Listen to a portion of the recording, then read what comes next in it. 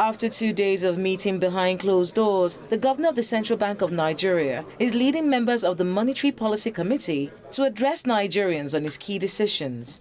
The central bank governor starts the meeting with a look at how events in the international market are affecting the domestic market, leading to the bank's intervention in the real sector, rising to 9 trillion naira in 3 years.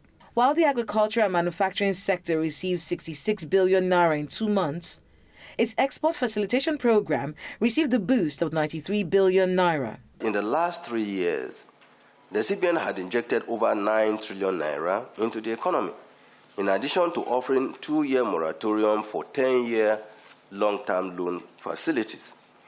The committee believed that these interventions have significantly helped to engender growth. However, in light of the persisting pressures of inflation, the committee encouraged the bank to maintain a close watch on the inflationary implications of these interventions.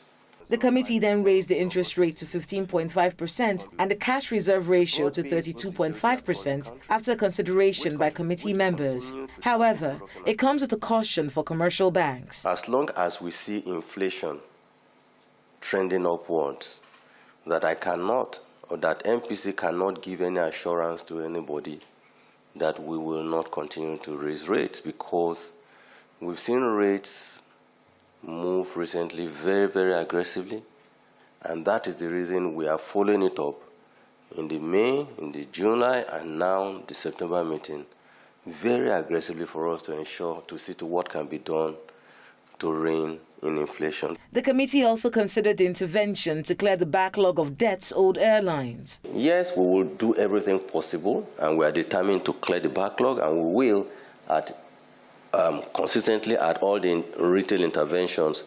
As long as the accounts of the banks are funded, we will continue to make the releases to ensure that the cumulative backlog is cleared. We would like to appeal to the countries where the foreign airlines are domiciled or where their flights originate, that they should please, and we please beg them to give Nigerian airlines also a chance to land their aircrafts in their countries. This is the third time the Central Bank of Nigeria is increasing its monetary policy rate in 2022, as the bank insists on an economic stability plan that is responsive to Nigeria's economic growth.